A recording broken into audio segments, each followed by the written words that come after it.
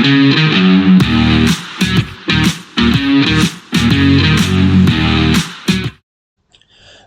welcome back to the Supercoach Nuff channel. In this video we're going to preview game week 6 of the 2024-25 Fantasy Premier League season. But before we get stuck into that, we need to review game week 5. So another disappointing week for us in the FPL land with 52 points, which was below average. A game week rank of just inside the top 7 million, so out of 10 million. Not good, and we've dropped outside the top 1 million overall. So if you have a look at the team, starting with Sells in goal with 1 point, Guardiola with 1 point in the Arsenal matchup, Robinson with 2 points, and Mosquera coming in with a point. One of our midfielders missed out this week, which obviously didn't help. But Alexander-Arnold saving our bacon with 11 points. So the clean sheet, an assist, and a couple of bonus points sprinkled in justified his position in our squad. And then the midfield and the forwards. So Eze blanking once again with 3 points to get the clean sheet bonus. But that was about it. Anana with 2 points. So potentially, not the best move. We did bring him in as a cash generator and it hasn't quite worked out. Mo Salah as a captain did get an assist, but obviously other captains did better this week. Smith Rowe with an 8-point return, so that was great to see from him. Isak blanked and Haaland scoring a goal, so if we put the captaincy on him, would have got us a few more points. Diego Jota, as you can see, was the one that missed out. It's probably just rotated out based on matchup, but given Liverpool were quite convincing, doesn't bode well for the next sort of few games. So, actually, before we talk transfers, we'll do the league matchups.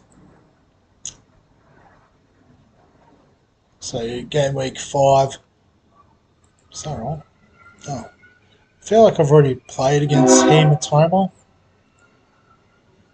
in round 1. Oh no, it was just, I think the top scorer, that's what was familiar from round 1. But Ryan getting the win, 59-52. So if we have a look at Ryan's squad. So Raya in goal got 4 points. Rogers, so I think he's pretty cheap. He was a 5 million guy at the start of the year. So he was probably the Aston Villa asset to get on rather than Anana. Captain Salah as well, so very similar there. Chris Wood scoring a goal though, sort of helped on top of Smith Rowe. It's probably, I guess, Rogers and Wood making the difference there. Carrying De Bruyne, which is not ideal at the moment, given didn't play last week and might be a chance of missing this week. So there might be some trading going on there. But if we have a look at the big hitters, so Shadow's Guns getting a big win over Havertz got a clue, so the 82 points. So let's see how he did it. So he had Haaland, Rogers, Luis Diaz, who was immense. So I guess I went Jota, but obviously Luis Diaz was the answer. He was one I toyed with at the same price. I just thought Jota, and obviously got it wrong. Konsa with 9 points as well, and Henderson with 9 points, a clean sheet for Palace, was a great return there as well. But again, going Salah over Haaland, so I don't feel like I missed out too much there. Keep going back here.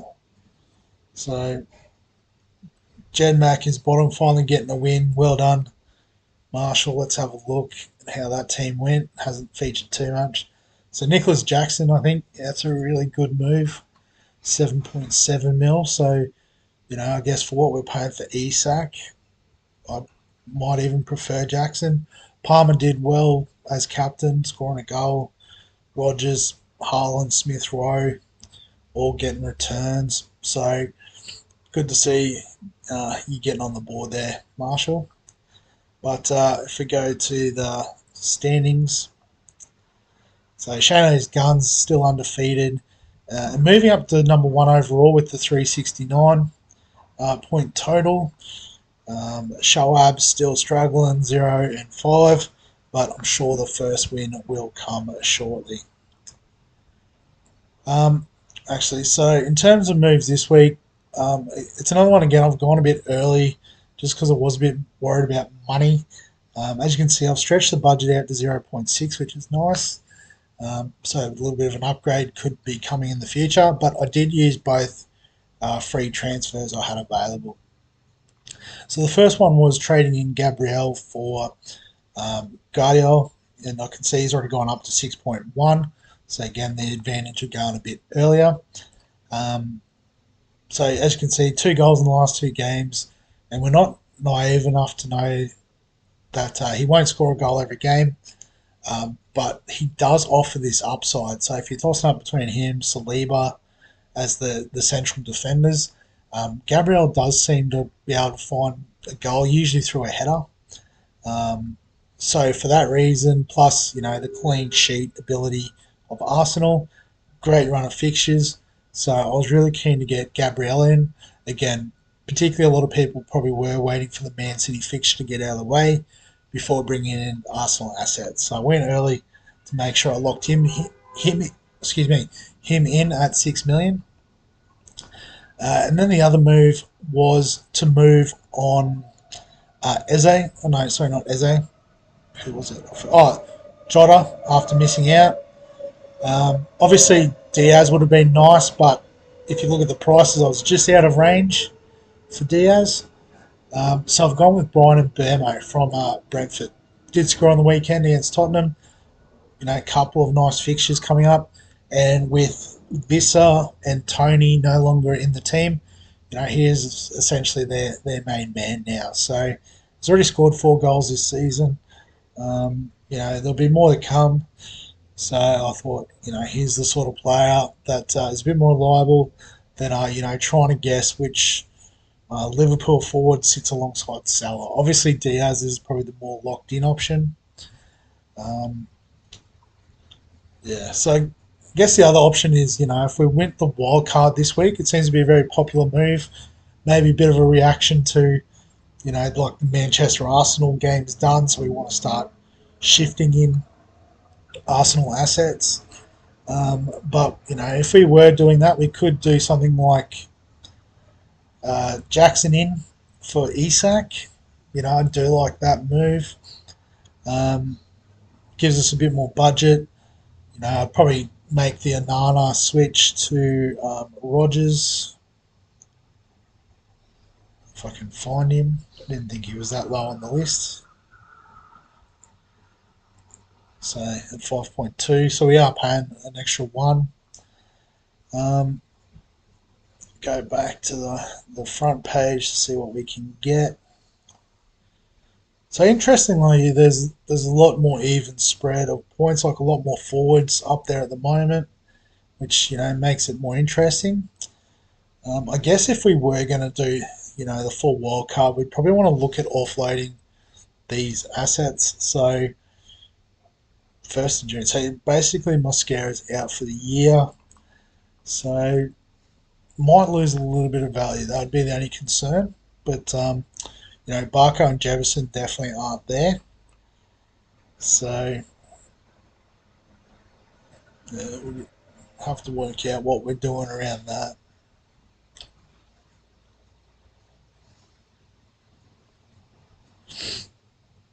So maybe it would be we have to, downgrade Eze just to free up some funds. But, who would it be? I think Mavdidi would be okay. Couple of attacking returns. Obviously, some tough fixture or one tough fixture coming up. But after that, it's pretty good. So we'd probably bring him in. So that frees up 2.7, which I think might be enough to sort us out. So let's just go defenders for those two. So Mazraoui looks like he's still playing. I know there's a bit of a chance Shaw's back sooner rather than later. Um, Delict, has he locked himself in the team? Looks like he might have. Um, Veltman, so I guess could just go a bit cheaper with one pick. Yeah, it looks pretty locked in. So a couple of bonus points as well, which we like to see. So, it could be an option.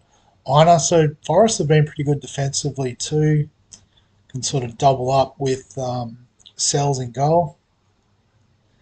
Or I guess if we could squeeze the budget a bit more, maybe Poro.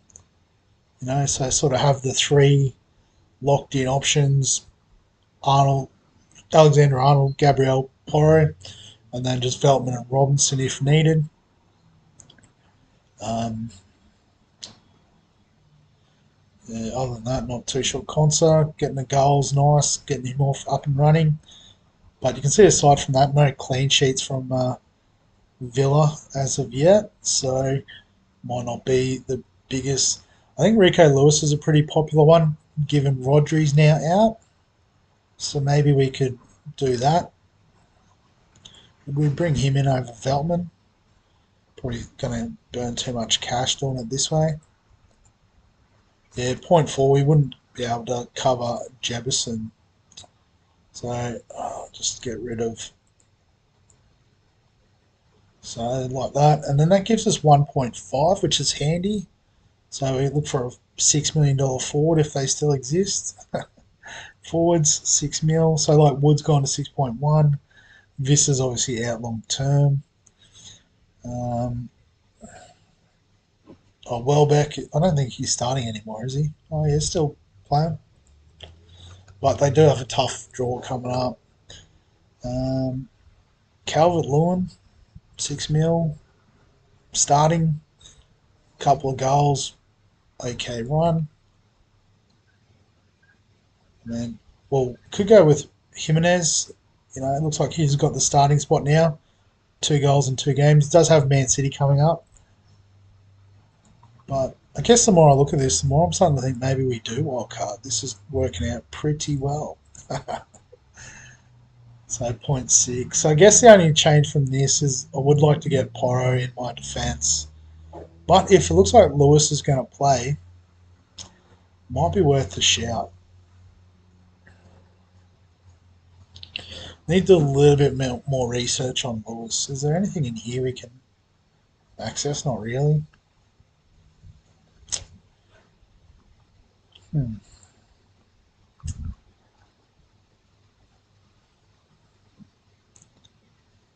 Yeah, so, yeah, I might not fully commit to this, but that would be the move. So we've still got Haaland, Salah, the two big hitters, but then, we are sort of squeezing a bit more out of the rest of our midfield.